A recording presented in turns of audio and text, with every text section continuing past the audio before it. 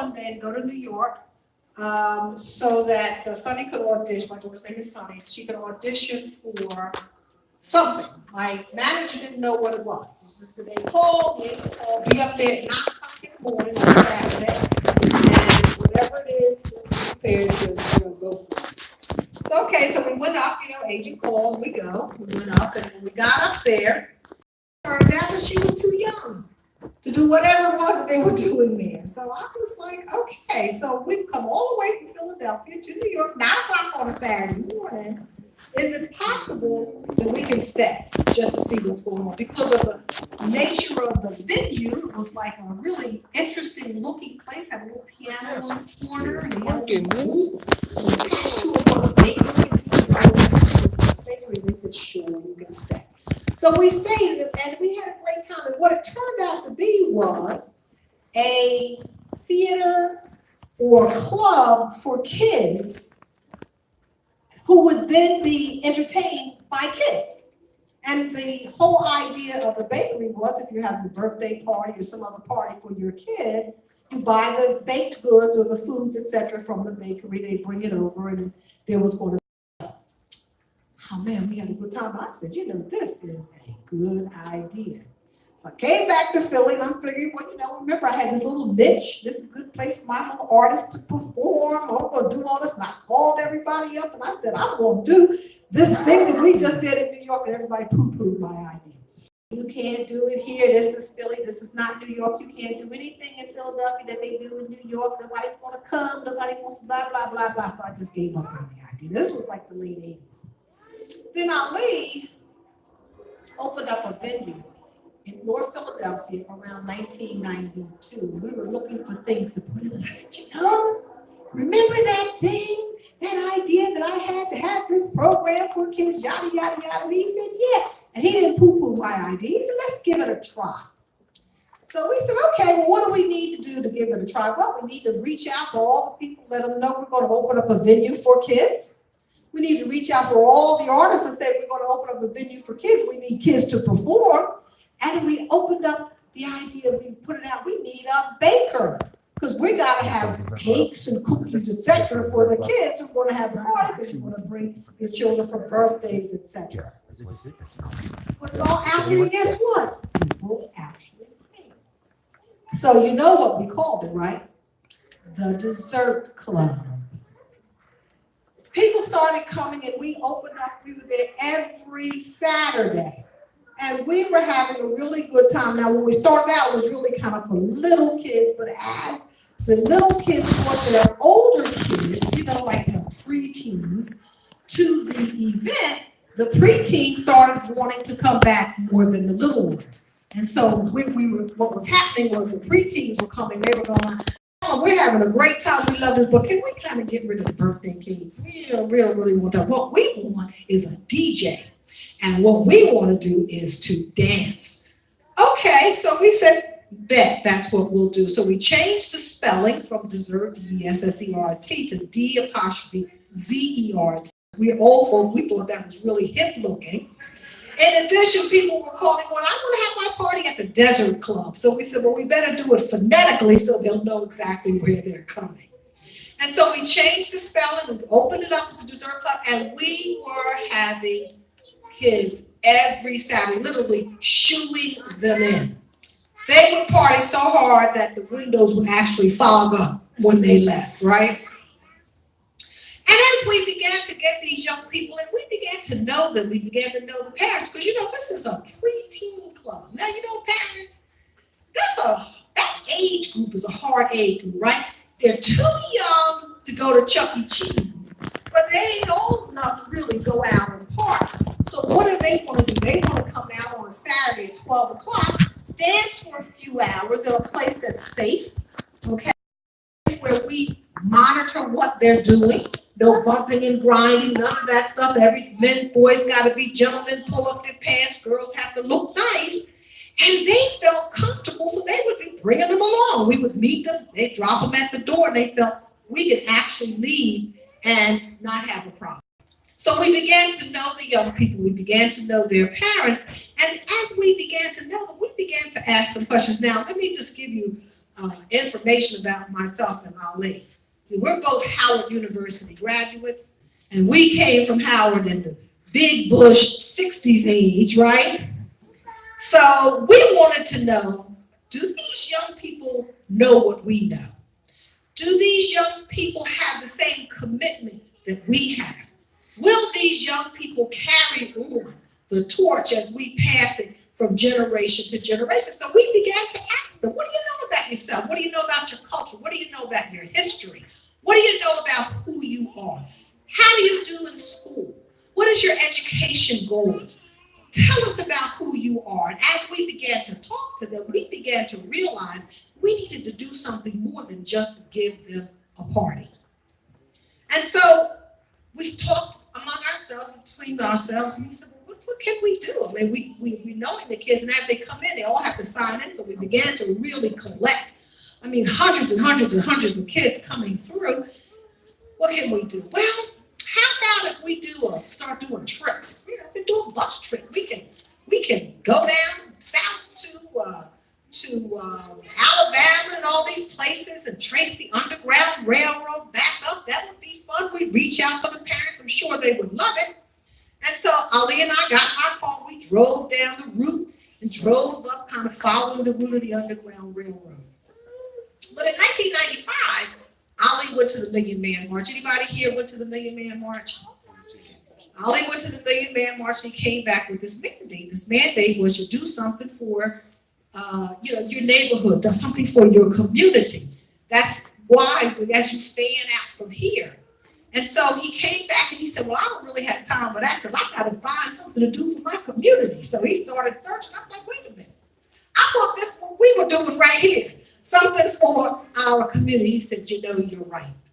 And so we began to seriously and earnest plan to move this socialization program, which is good too. Young people need socialization. Absolutely. And they need to know how to do it right. But they also need to have a cultural education, and they need to have the history education, need to learn more about who they are. And so as we began to plan this, what happened? 1996, we hear this advertisement on the radio. Cody Anderson, WHAT. How many of you remember WHAT radio? Was doing a trip to Africa. Well, we were all hip, Howard University, big bush, black power, etc. But neither one of us had ever been home. Listen, we're going on that trip. And so Ali packed up everything. We went to Senegal. And I have to tell you, when my foot stepped on that ground, my life was changed in an instant. And so was his. So when we come back, he says, I got an idea. How about if we take 1,000 teenagers to Africa and we'll have a summit, we'll call it Teen Summit 1000. I'm like, 1,000 teenagers to Africa. Okay, well, you did poo-poo my idea, so I can't poo-poo your idea. Let's see what we can do. So now we're still running the dessert club. And now we're talking about taking young people to Africa, and we're calling it Teen Summit 1000. Well, how do you manage that? That's a big thing to do. So we sat down and said, we just can't call them on the telephone. We have their numbers. We know their parents, but we can't just say meet us at the airport. We have to prepare them. How do you do that? What we did was we called Ali's mentor, Dr. Edward Robinson. How many of you have ever heard of Dr. Edward Robinson? Okay, we called Dr. Robinson. And Ali said, Dr. Robinson, he's with the ancestors now, but he was a historian. He was a curriculum specialist, and his specialty was infusing the true African curriculum with the curriculum that's in the school system, the history that they're teaching in the school system, to infuse the African history with that history. And so we called him and we said, can you do that for us? Can you create for us a curriculum that these young people can learn before we take them to Africa? He said, absolutely, and that's what he did. And guess what that was called? That was called African Genesis. So now we have the dessert still operating, planning to take 1,000 young people to Africa to summit, calling Teen Summit 1000, and they're studying from African Genesis curriculum. And that's really how the program started. So we kind of moved eventually from the socialization process into the education and cultural process, and we developed this African Genesis Institute. And we have been operating now for 25 years. Mm-hmm. Okay, so I'm going to ask Ali to come and he's going to tell you now that you know the history, where we started, he's going to tell you where we are today. Thank you.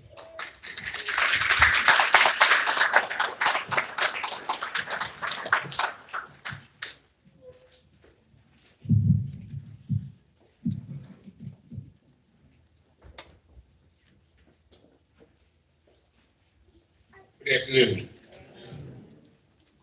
Good afternoon. Good afternoon. You all right? Okay. All right, my name is Ali Salahuddin. As Helen said, I'm the co-founder of the African Genesis Institute. My claim to fame is that I'm her husband. So can we give my wife another vote?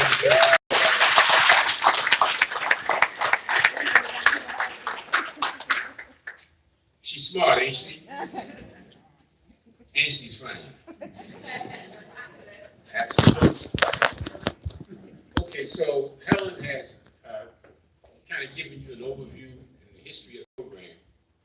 So basically what my job is today is to kind of get a little bit of information from you and give you a little bit more detailed information about what you're getting ready to embark on. Now, how many people heard about this opportunity on WDAS, Radio 1, Facebook, direct mail, word of mouth? Okay, the reason I'm asking you these questions is because DAS, Radio 1, Facebook, we had to pay for that. So we're trying to see if it was well spent, all right? Now, when you heard the advertisement, you heard about the opportunity, what was it about what you heard that made you want to come out to this meeting, get more information, get more about the program?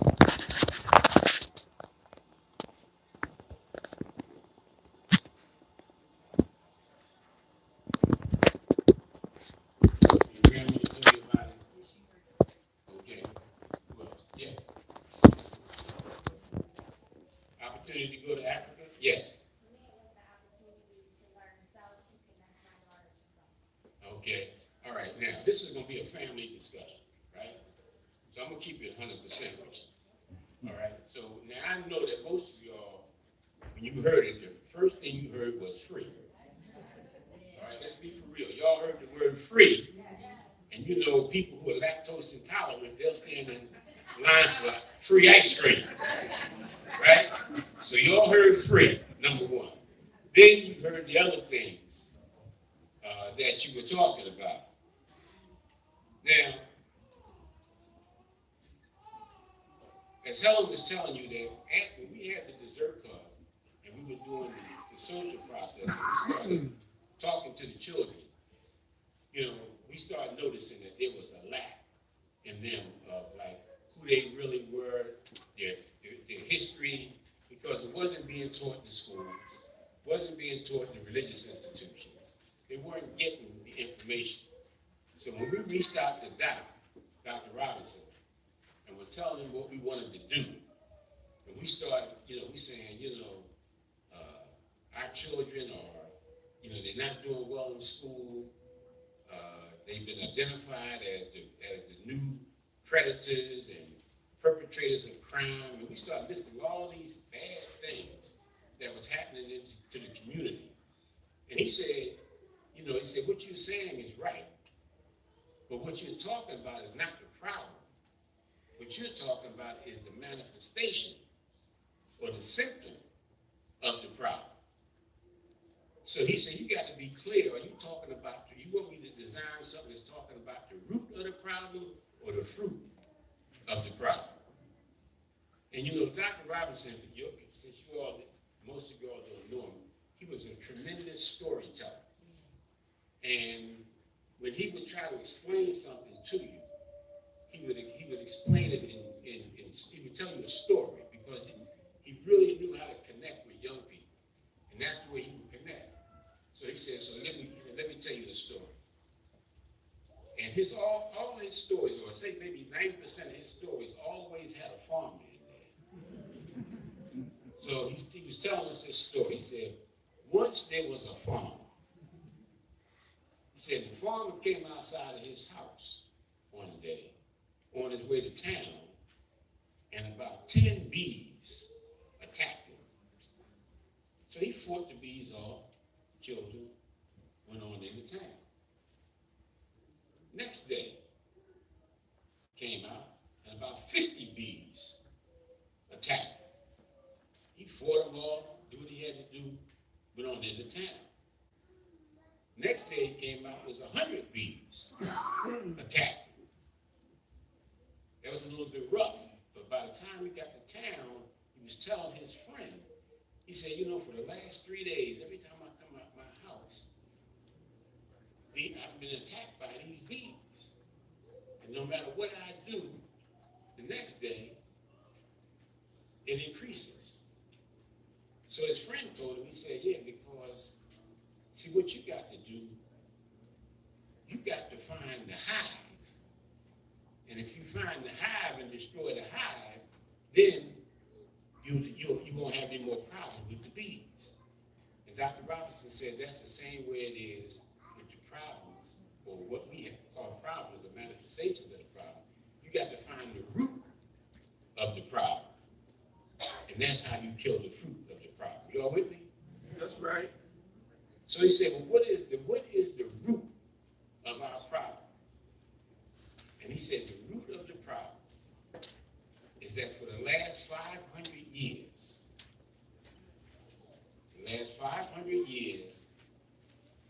we have been programmed by the European and American media to hate everything African about ourselves. And when he told us that, we thought that was pretty profound, because it wasn't a whole lot of explanation. It was very, very clear. So think about it for a minute. For the last 500 years, we've been programmed. Now, program is like a 20th century word. But what it's talking about is how people can give you information or misinformation that causes your mind to think in a certain way. Are y'all following me?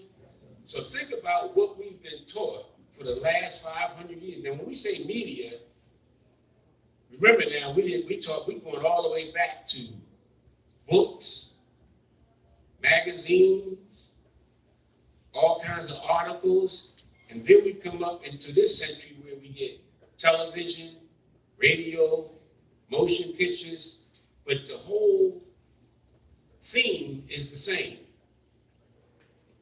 And what is that? What is that theme? That theme is telling you that Black people have never contributed anything worthwhile to society. And if you say, well, what about Charles Drew, who discovered blood plasma? Or what about this person that did that? And what they say, well, the only reason they did that was because y'all met us. In other words, monkey see, monkey do. So anything that you say that you did that you think is worthwhile, the only reason you did it was because you were influenced by us. And that's the message that's been carried through the media.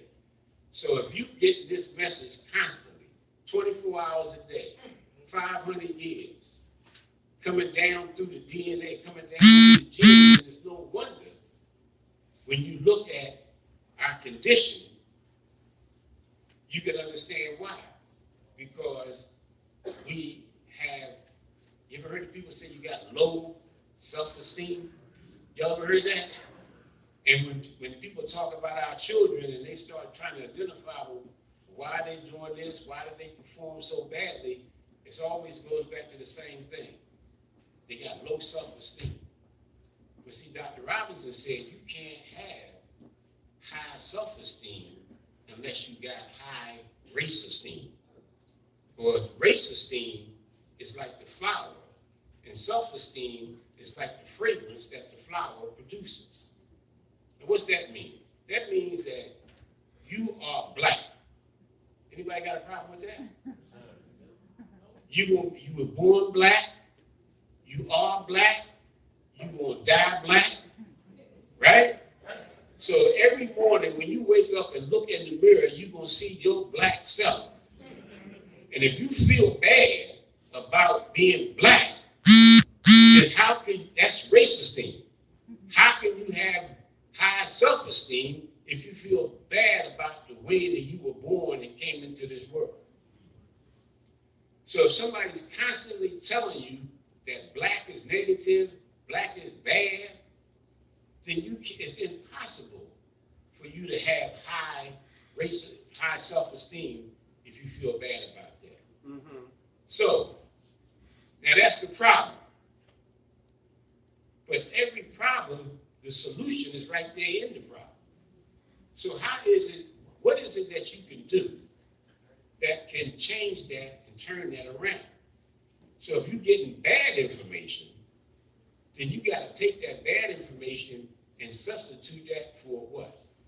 Good information or accurate information. Mm-hmm.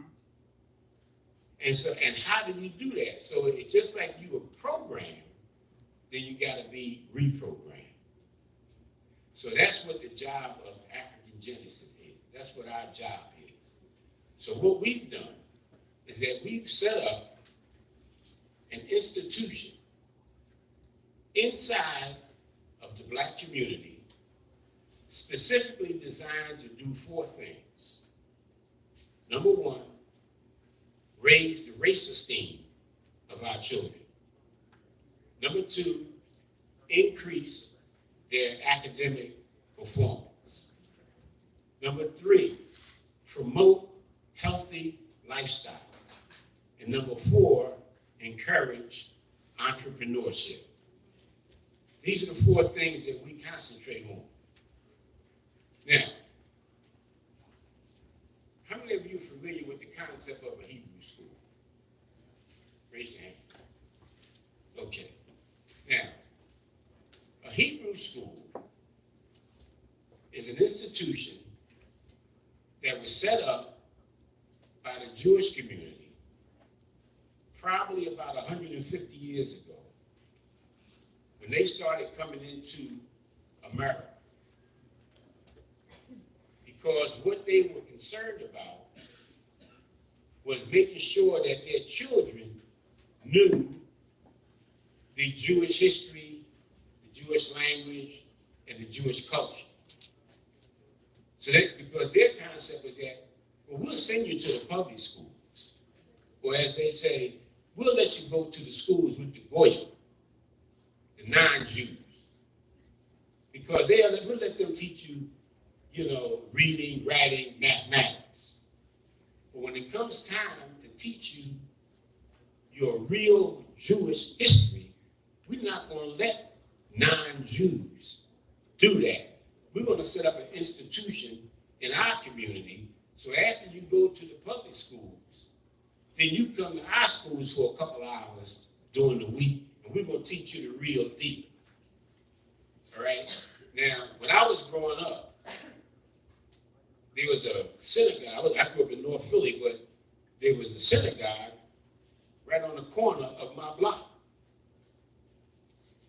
And so what they would do is that when the Jews got between 9 and 10 years, somewhere between 9 and 10 years old, up until the time they were 12, once a week, after they had gone to the public school, they would go to the synagogue and they would have the Hebrew school.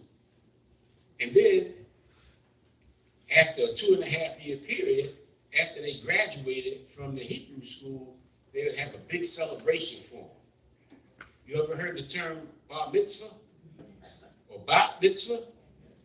In other words, so they would have this celebration, and what that indicated was that this was a Jewish child that had gone through this program, had graduated, and now they were no longer a child, they were a man, or they were a woman. And the difference between a man and a woman and a child is expectations. In other words, you expect more from an adult than you do from a child, right? Okay, so what we did is the same thing. We set up an institution in the Black community. This program is for Black and Latino youth between the ages of 7 and 14. And we concentrate on teaching them their true and correct African history.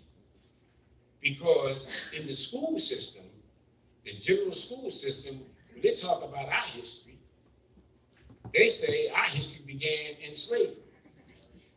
So they're telling us that we only been around here for 500 years, and prior to that, we was just in a cotton patch somewhere, or roaming the jungles of Africa. That's what they tell us. But the real deal is that we have a history that goes back hundreds of thousands of years. All right? And we know we can document this history. We can prove what we're saying. And we have this information and we present it to our children. And once we present it to the children, believe me, it's transformative. But not only do we present it to them, after they go through our program for 2.5 years, then we take them to the place where it all began.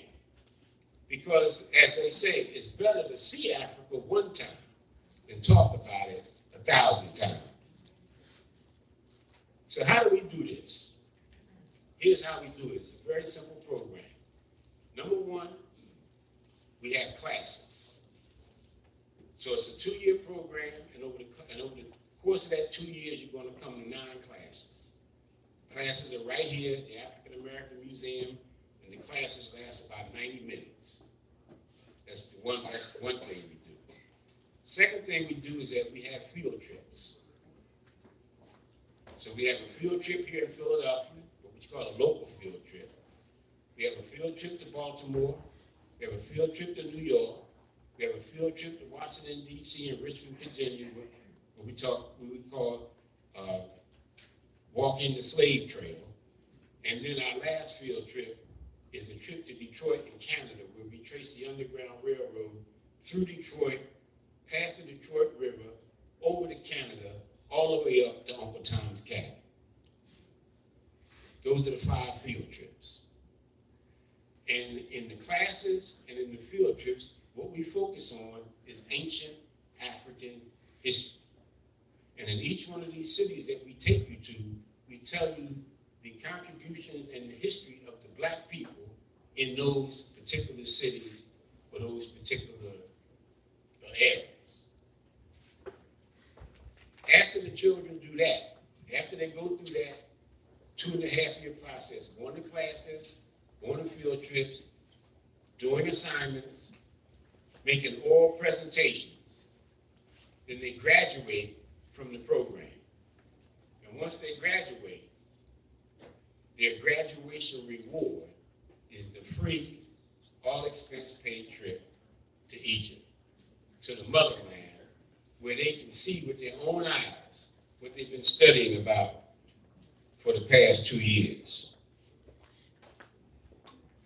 Now, what have been the results of this program? Because as Helen said, we've been around here now for 25 years. So obviously we must be doing something right. We've taken over 3,000 students and adults through the program to the motherland and brought every one of them back safely, having lost a one. The students that go through the program and graduate from our program, 97.2% of them end up going to college. Now, when you compare that to the general population, you will see that much, much higher than the general population. In addition to that, a lot of them that go to college end up going on 4-year full-paid scholarships. So now, how many people have children that you anticipate going to college, say, in the next 5 years? Raise your hand. Raise your hand. How much do you think it's going to cost you for a 4-year college in the next 5 years? Anybody got any idea? Yes. Per year or total? For 4 years. Anybody else? Huh? Half a million for 4 years. So well, I think the latest number is going to cost you about $250,000 for a 4-year college.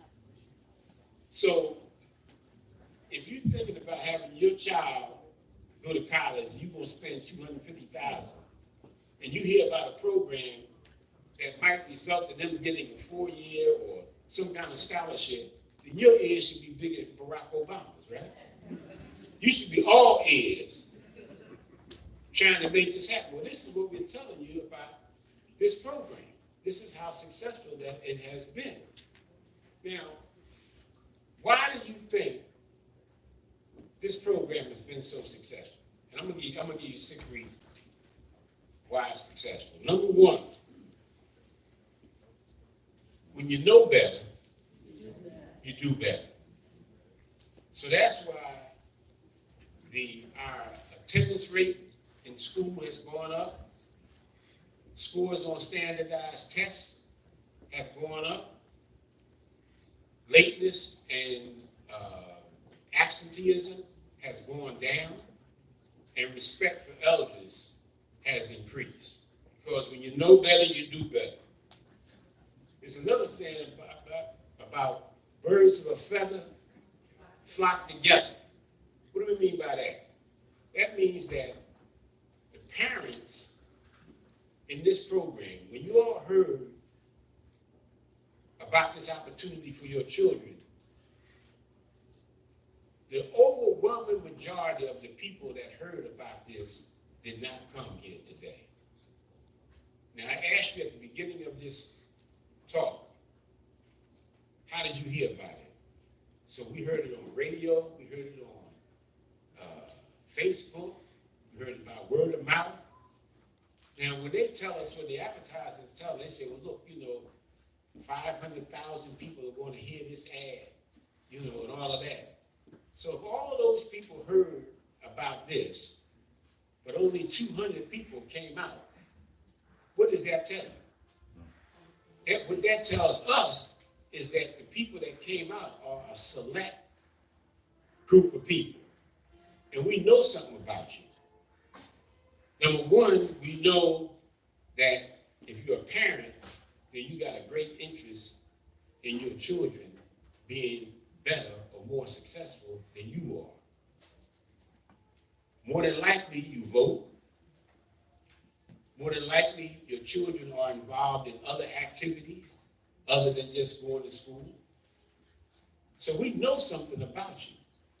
So when you start getting these kinds of people of that level of consciousness together, then that makes the program successful because, number one, you're dealing with a certain level of consciousness that's not in the average community. Or as they say, cream rises to the top.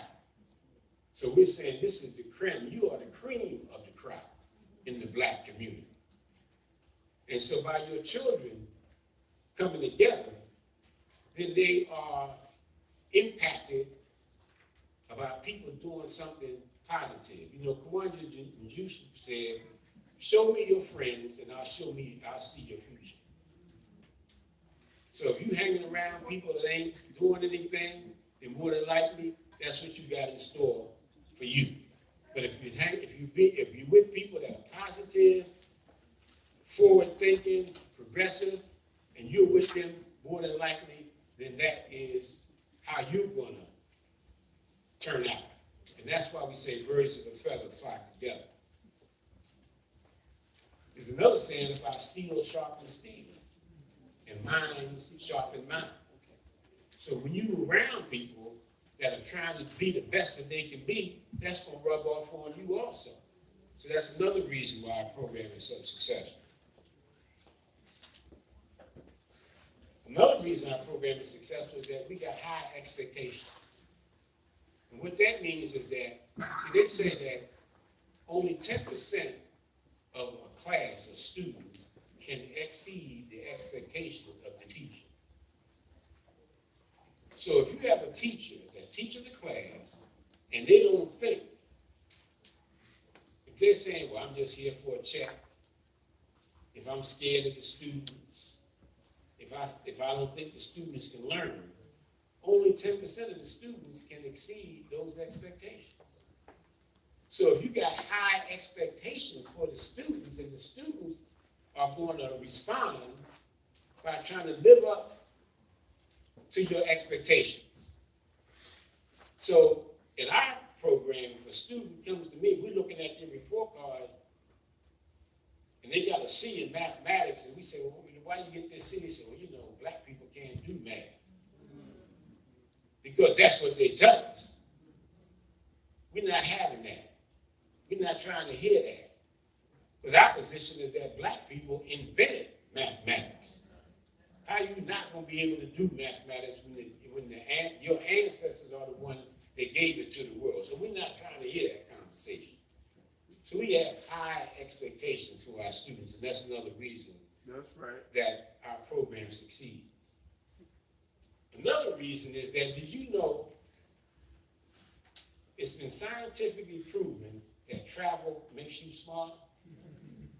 How many of y'all knew that? It's been proven that travel actually increases your IQ. Yes. Now, when we look at our children, when we take our group, let me tell you, when we take our group to Africa, and especially when we go to Kenya, we go to Egypt, and we're looking at all of those monuments and all of those things that our ancestors created. Do you know most of the time when we're on that plane, the only black people on that plane is us? When we get there, you know who we see? We see the Europeans. We see the Chinese, all admiring our stuff. We don't see our people. We're our people. North Philly, Brooklyn, Harlem. A lot of the children come up in our neighborhoods never even go out of the neighborhood. If you take some of our children today, if you took them to Broad Market, it would be like taking them to another country somewhere. But the thing is that when you start traveling around the world and you start getting up out of this small environment that you're in, then that that broadens your horizon. That gives you knowledge and acquaints you with things that you would never have seen in your life before. So that's another reason our program is so successful.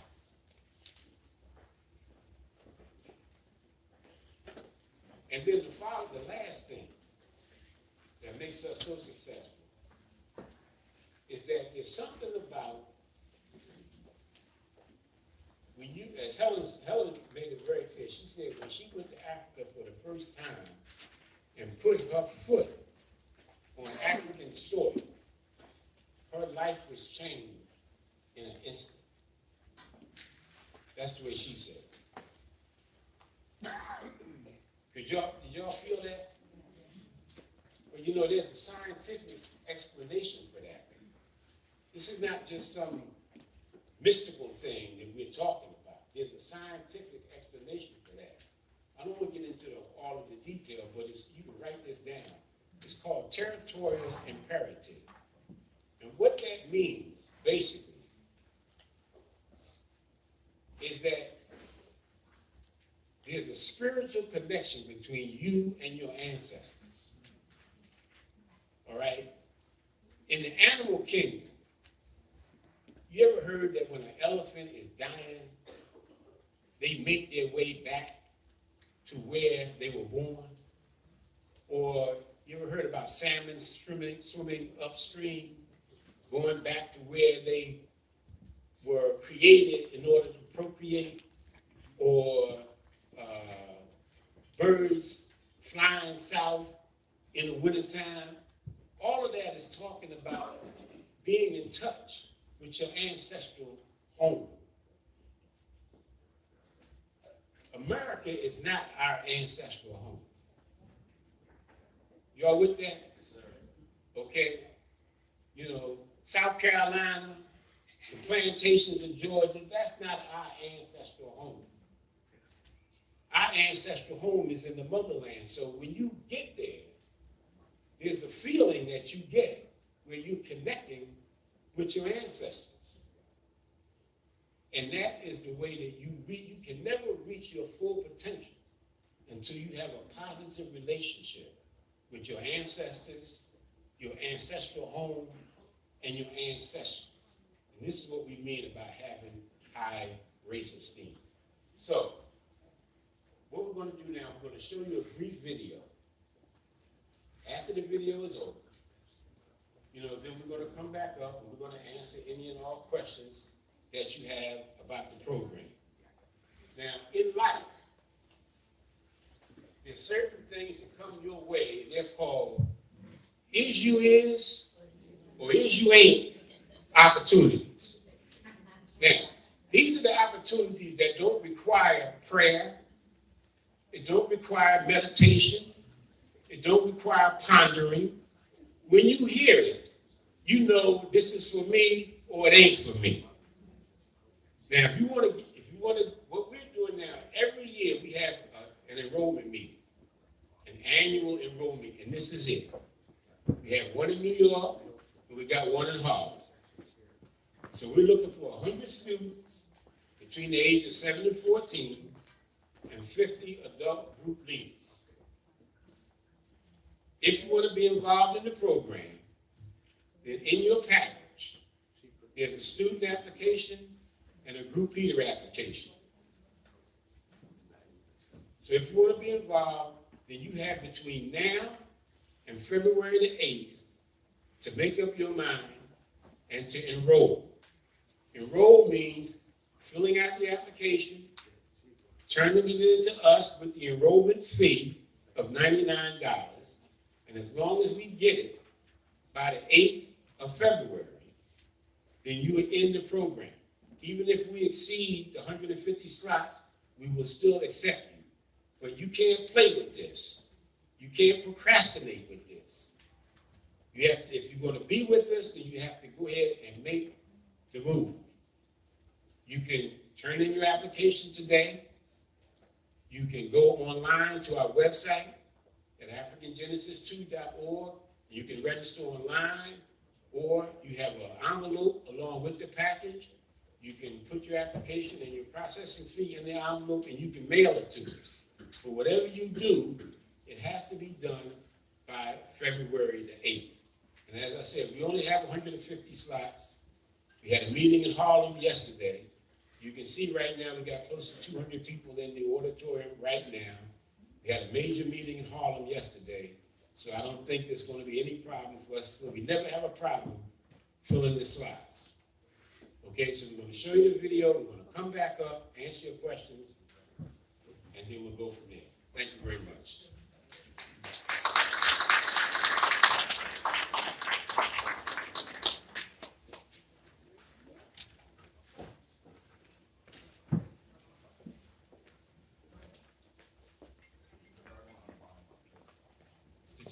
The largest and fastest growing African American youth organization of its kind is sponsoring a free trip to Egypt for 100 students and 50 adult group leaders.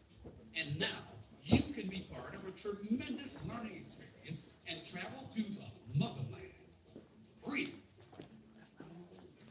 In August of 1998, the African Genesis Institute took its first group to Senegal, West Africa. Since that time, the organization has taken nearly 3,000 students, parents, and group leaders on a 10-day sojourn to Egypt as graduates of the African Genesis program. I traveled with the Dessert Club in the summer of 2008 with 7 family members. And it was a terrific experience for us. We grew up in a household that was always African centered. My mother and father were very conscious of their African heritage, and they had African artifacts around us at all times. We had not traveled to Africa, so we had an opportunity. 7 family members traveled. It was my husband, my sister, and my brother, and 3 of his children. It's so important that young people of African descent know who they are. Because what we are trying to build is race esteem. We want to build self-esteem as well, and race esteem comes first. Once they got to Africa and saw for themselves the land and felt the presence of their ancestors in that land, that they would be able to connect to who they are as a people. Welcome to Egypt.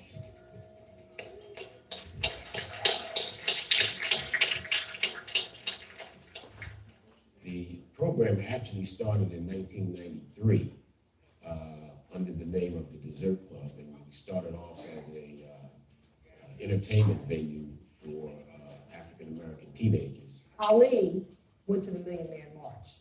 And when he went to the Million Man March in 1995, he came back with a mandate: do something for your people, do something for your community.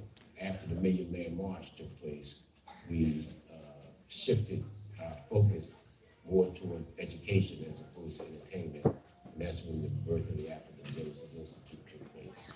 We decided that every African American child, or African child living in the diaspora, needs to go home, needs to go back to the motherland, needs to step foot on the land of their ancestors, our ancestors.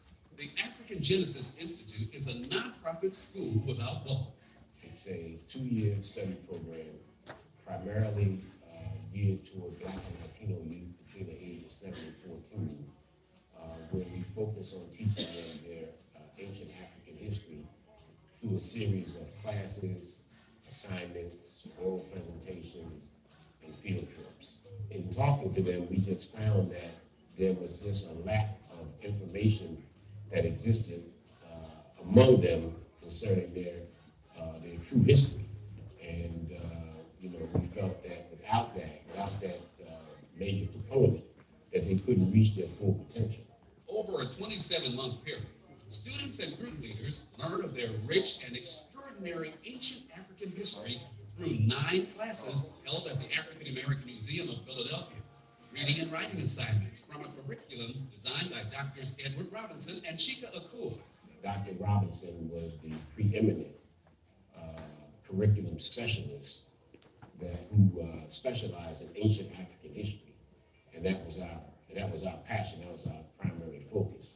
We went to him and we asked him if he would be able to create a curriculum for us that could teach young African American children their history and prepare them for a journey, for a sojourn to Africa.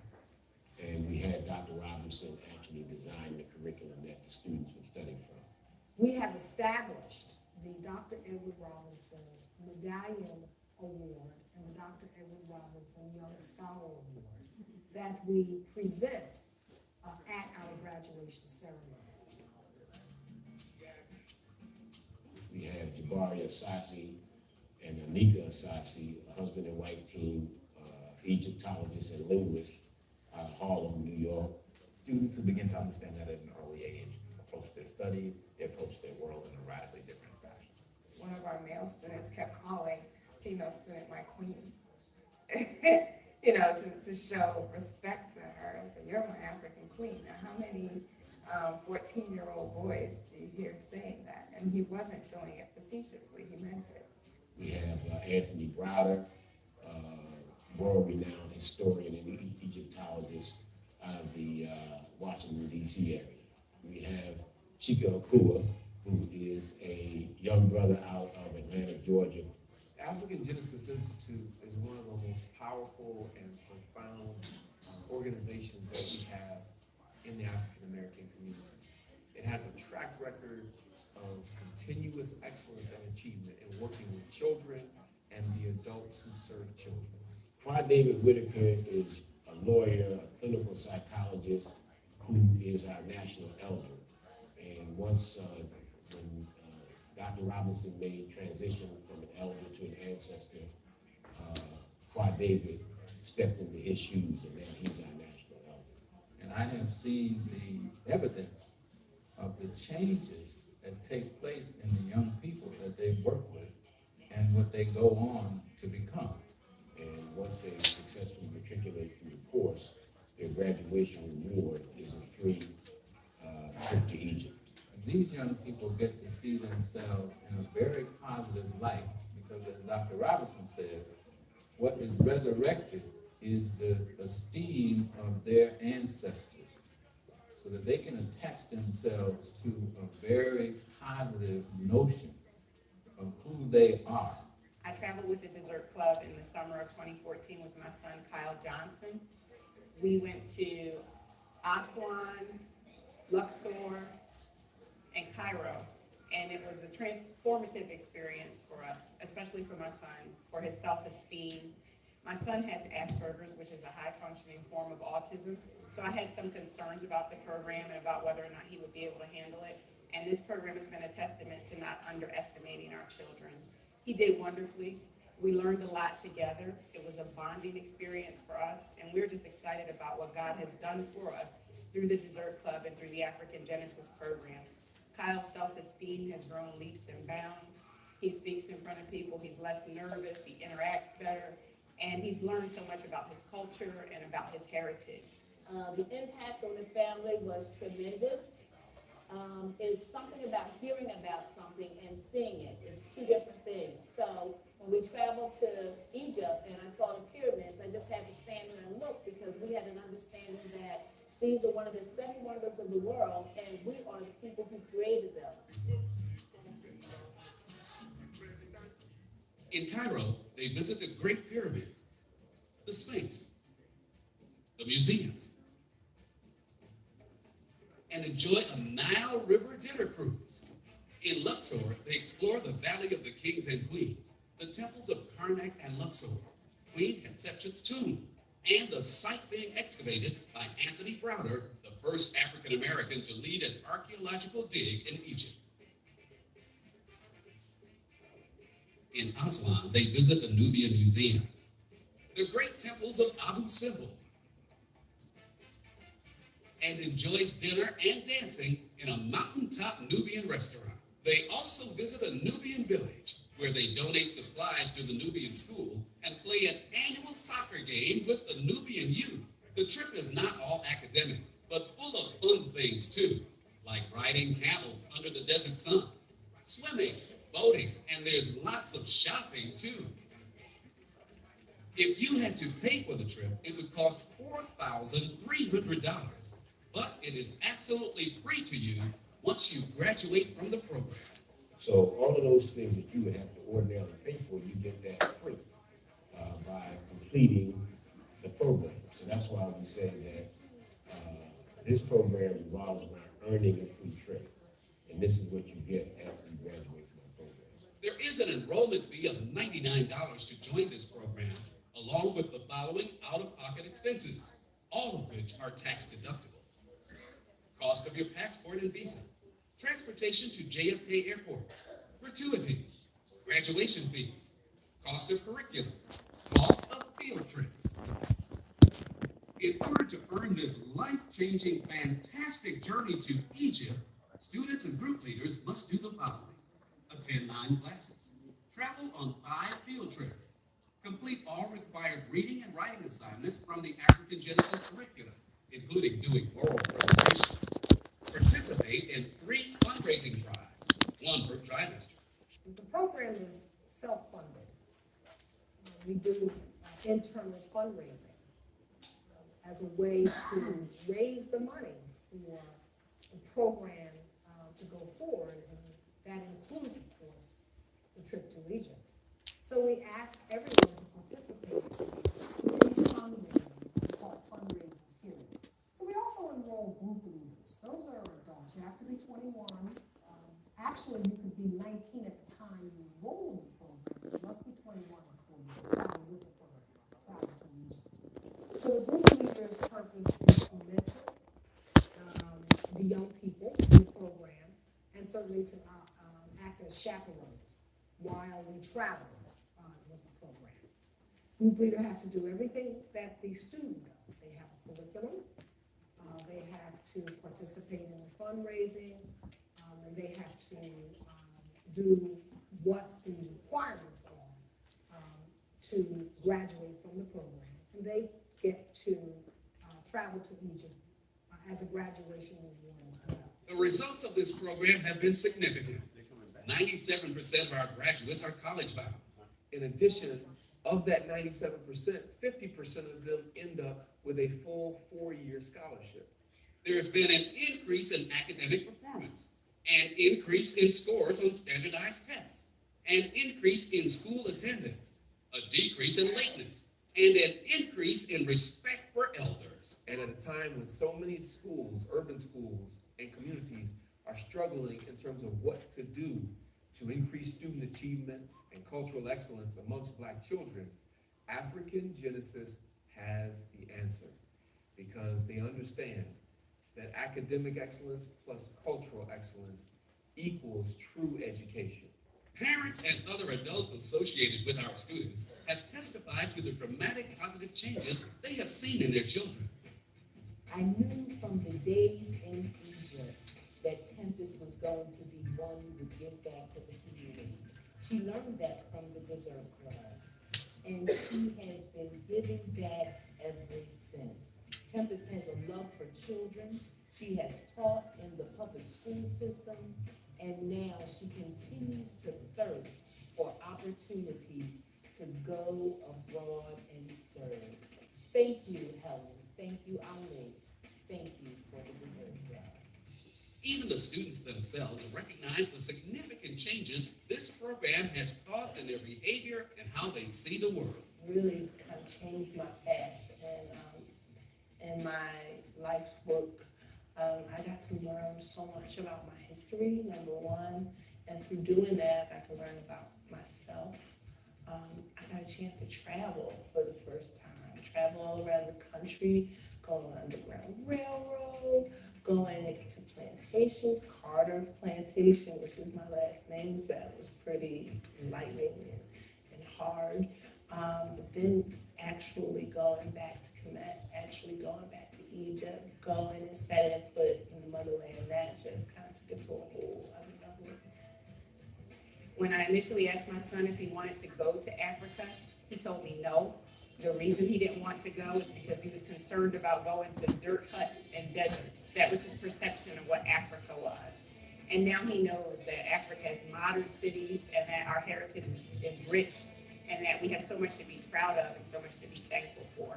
So we are thankful to this Dessert Club for the experience, to be able to say we were at one of the wonders of the world and that we floated on the Nile and we stood on pyramids. Just wonderful. And to see my son share these experiences with his friends and with others, it just does my heart glad. So we are thankful for the Dessert Club and everything that they're doing for the community. Once again, here is a list of what the graduate earns.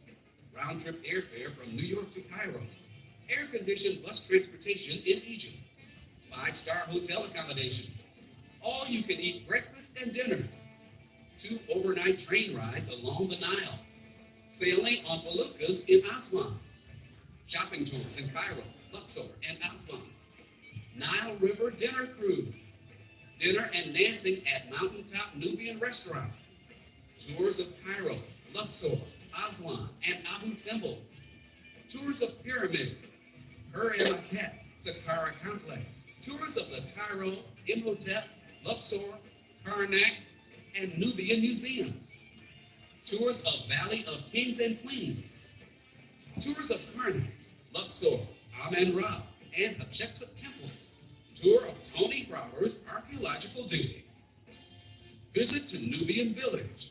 Our program, we concentrate on 4 things, and there's an acronym that we have for RIPE, R-I-P-E. Its mission is raising race and self-esteem, increasing academic and financial literacy, promoting healthy lifestyles, and encouraging entrepreneurship. The African Genesis Institute provides a positive program that teaches African American children about the historical greatness of their ancestors, ancestry, and ancestral homeland, which enables them to reach their full potential. We want our young people to be able to look in the mirror and see who they are, how beautiful they are, no matter what they look like. So that is what our program teaches them. As one of our illustrious ancestors said, it is better to build a child than repair an adult.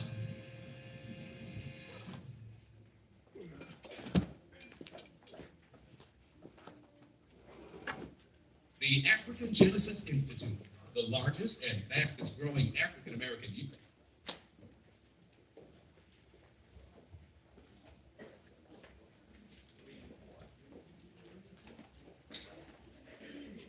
So y'all ready? I don't know. Y'all ready to go or what? Okay. So we're gonna open up the floor for questions. And as Helen had said earlier, there's a section in your package that's called Most Frequently Asked Questions. So we'd like you to read that first, so don't ask us the question, please. That's already answered. Okay, ask us something that's not in the package. Is Mr. Choice here? Yes, ma'am. Hi, so they text me. That's the principal from GLN. So they text me. Okay, can we open up the floor for some questions? Okay, oh, I'm sorry. One here, and then one over here, and then we'll get over to the other side. Yes, ma'am. Locations other than Philadelphia and New York?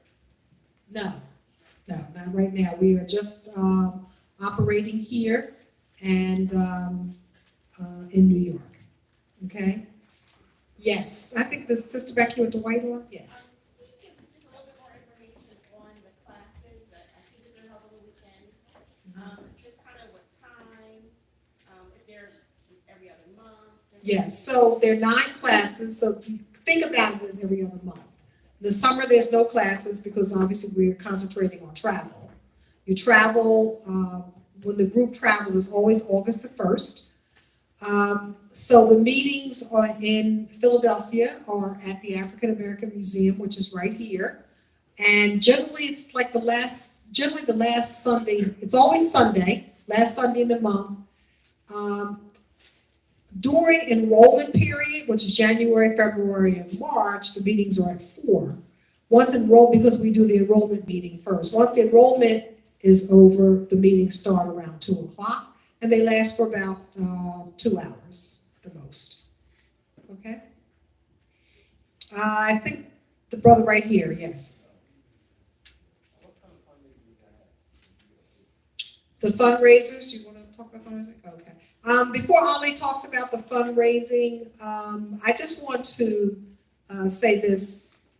You know, we in our community, when you see the word fundraising, kind of get nervous. You know, we're not used to that. Fundraising is very important. It's material to our program. It's how we exist and how we survive. It's how we get the, we have to pay for this room, etc. But fundraising is also a skill. And, everybody now is aware of the political climate that we have and is involved in politics, and people who run presidential campaigns and senatorial campaigns, they have fundraisers that work with them. So we encourage our children to get involved in fundraising. Ollie can tell you a story about a fundraiser, or one of our young people who did an interesting fundraising program on our own. But we encourage you to fund. Don't be afraid. I was in town the other day. I took the SEPTA train. When I was down in the suburban station, there were 3 little white girls, and they were standing. There was a table behind them, and they were selling Girl Scout cookies. I don't know why they weren't in school, but maybe they were from the burbs or something, and they were on some kind of vacation. But the 3 of them were standing, and every 2 minutes they would say, "Anybody want to buy Girl Scout cookies? Anybody want to buy girls?" I mean, they were literally hawking Girl Scout cookies, and they were, and the parents were actually the ones back there selling, but they were doing the advertising. And they kept going over and over and over again. We'll go out and sell Girl Scout cookies, not even think one thing about it. But when we ask people about fundraising for other things, then everybody goes, oh, fundraising, let's do fundraising. But we can tell just very quickly a little bit about the fundraising. Okay, I think the first thing you need to understand is that we're what we call a self-funded program. So that means we're not sitting around waiting for any white-owned corporations to give us money or the government